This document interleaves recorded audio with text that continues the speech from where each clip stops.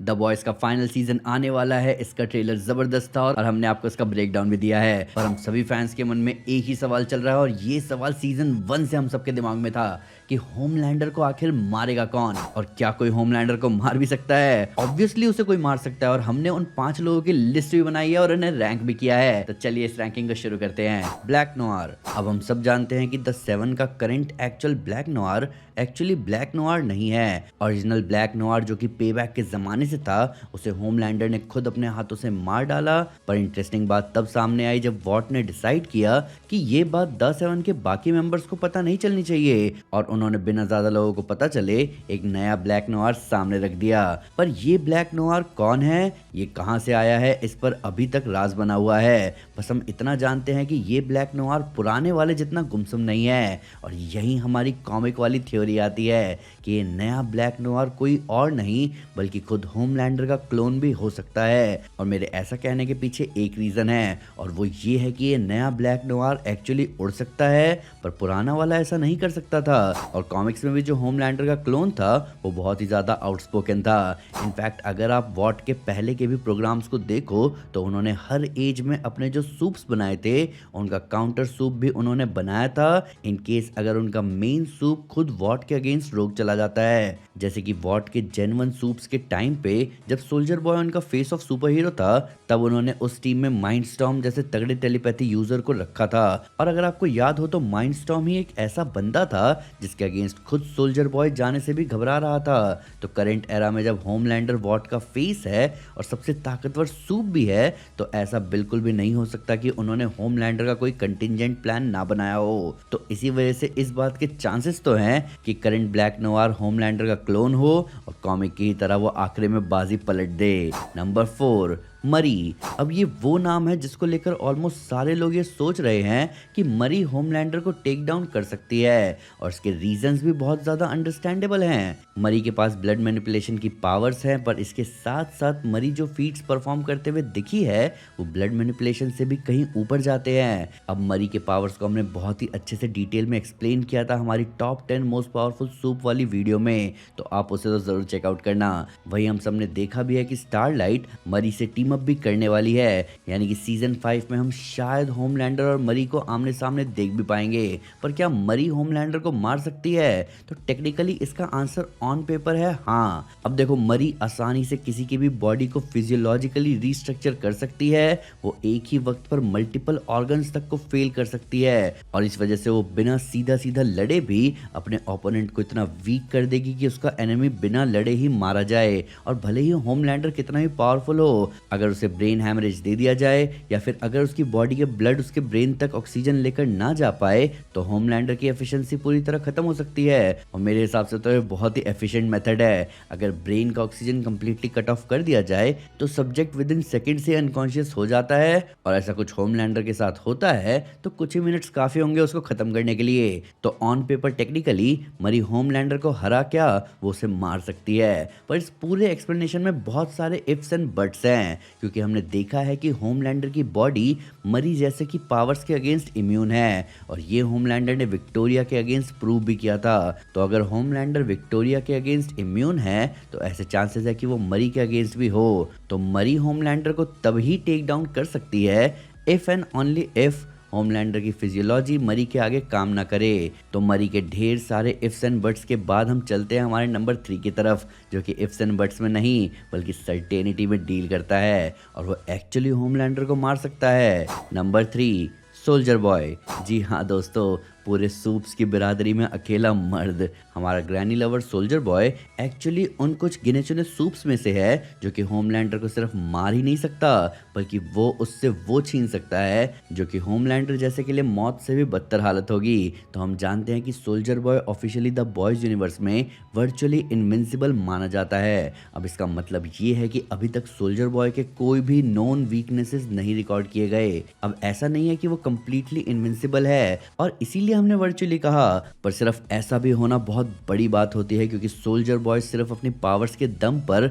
1-on-1 जाने की capacity रखता है होमलैंडर के अगेंस्ट। वहीं सोल्जर बॉय और होमलैंडर की फाइट इतनी ज्यादा इवनली मैच थी कि जो एकमात्र अपर हैंड होमलैंडर के पास है और वो अपनी फ्लाइट यानी कि उड़ने की पावर्स को इस्तेमाल करके भी सिर्फ और सिर्फ सोल्जर बॉय से दूर भाग सकता है, वो उससे लड़ नहीं सकता। सोल्जर बॉय होमलैंडर के सारे रेंज्ड अटैक से इम्यून है। होमलैंडर के आई बीम सोल्जर बॉय पर वर्क नहीं करते और ये हमने देखा है, पर सोल्जर बॉय का एक प्रॉपर रेंज्ड अटैक होमलैंडर की ऐसी तैसी कर सकता है और वो है सोल्जर बॉय का एक fully charged up concentrated energy blast. क्योंकि ये एनर्जी ब्लास्ट अपने ओपोनेंट को फिजिकली तो हिट करता ही है, पर ये एक ऐसी तरह की एनर्जी से बना है जो कि अपने टारगेट की बॉडी के सारे कंपाउंड वी को जलाकर वेपराइज कर देता है और फिर टारगेट सूप एक नॉर्मल इंसान बनकर रह जाएगा।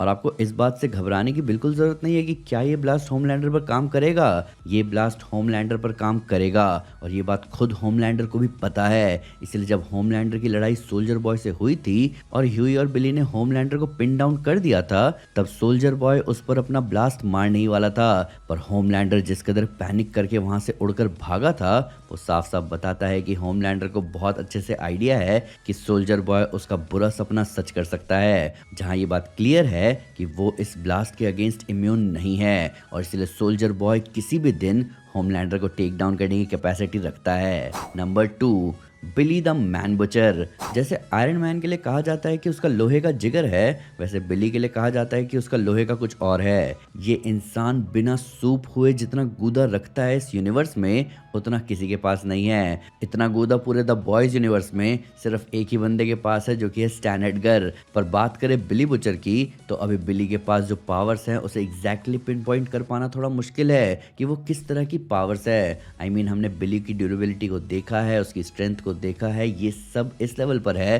कि वो सोल्जर बॉय तक को राइवल कर दे। आई मीन बिली की पावर इतनी ज्यादा तो है कि वो विक्टोरिया न्यूमन जैसे सूप को कागज की तरह 2 टुकड़ों में फाड़ दे। पर बिली की पावर्स एग्जैक्टली क्या है ये कहा नहीं जा सकता, पर सोल्जर बॉय और होमलैंडर के इक्विवेलेंट पावर्स होने के बाद भी बिली के पास कुछ एक्स्ट्रा एडवांटेजेस हैं और वो हैं उसके टेंटिकल्स। ये बंदा द बॉयज यूनिवर्स का डॉक्टर ऑक्टोपस बना फिर रहा है और सिर्फ बिली के आर्म्स छोड़ो, इन टेंटिकल्स में इतना ज्यादा पावर है कि उन्होंने विक्टोरिया न्यूमन तक को नहीं बख्शा। और मैं टाइम एंड अगेन बताना चाहूंगा कि विक्टोरिया कोई कम पावरफुल सूप नहीं थी, वो इतनी ज्यादा पावरफुल थी कि बिली के अलावा पूरे बॉयज की टीम की फट गई थी जब वो उनके सामने आ गई थी। तो वो विक्टोरिया भी बिली से नहीं बच पाई। इनफैक्ट बिली और विक्टोरिया के बीच की फाइट उन दोनों के पावर गैप का भी प्रूफ था कि विक्टोरिया बच पाना तो छोड़ो, फाइट बैक तक नहीं कर पाई थी बिली से। वहीं सीजन 5 के ट्रेलर में भी हमने देखा है कि फाइनली हमें एक क्लियर कट 1v1 देखने को मिलेगा सोल्जर बॉय और बिली के बीच। तो वो फाइट एक और प्रूफ हो सकता है कि बिली कितना ज्यादा कैपेबल है होमलैंडर को मार डालने के लिए अगर वो इस फाइट में सोल्जर बॉय को हरा देता है। Number 1, Ryan. अब होमलैंडर और रायन का बाप नंबर ही तो बेटा 10 नंबर ही वाला हिसाब है, यानी कि बाप चाहे जितना भी बड़ा तोप हो बेटा उससे भी बड़ा तोप है। तो हम सब जानते हैं कि द बॉयज यूनिवर्स में सुपर हीरोज एग्जिस्ट नहीं करते थे बल्कि उन्हें बनाया गया था। अब ये सारे सूप इनिशियली नॉर्मल बच्चे थे जिन्हें फिर कंपाउंड वी देकर एनहांस किया गया, तो इनकी बॉडी के लिए कंपाउंड वी स्टिल एक फॉरेन मटेरियल ही है और इस वजह से इनकी बॉडी कभी कंपाउंड वी को फुल्ली एक्सेप्ट नहीं करती और इसलिए सारे सूप्स को टेक्निकली सिंथेटिक सुपर हीरोज कहा जा सकता है। पर यहाँ पर एक एक्सेप्शन है और वो है रायन।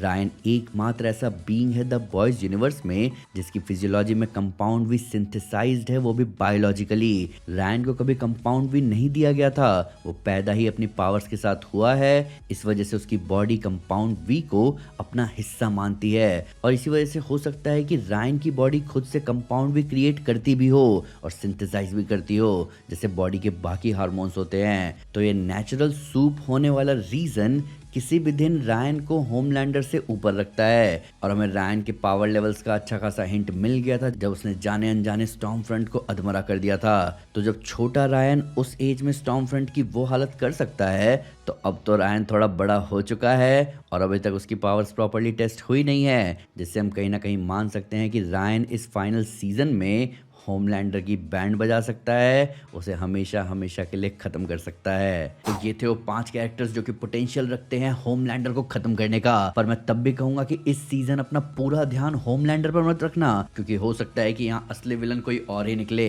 पर फिलहाल आप मुझे बताओ कि आपका इस रैंकिंग के बारे में क्या कहना है। क्या इस लिस्ट में हमने कोई नाम आगे पीछे कर दिया है? आइए इन सब के बारे में कमेंट्स में डिटेल में बात करें। वीडियो अच्छी लगी तो लाइक जरूर करें, चैनल को सब्सक्राइब करना ना भूलें, साथ ही साथ एक स्टेप आगे आकर अपने फेवरेट चैनल को सपोर्ट करें मेंबरशिप लेकर। Thank you guys, this is Aman Sinha and you are super super. Piece.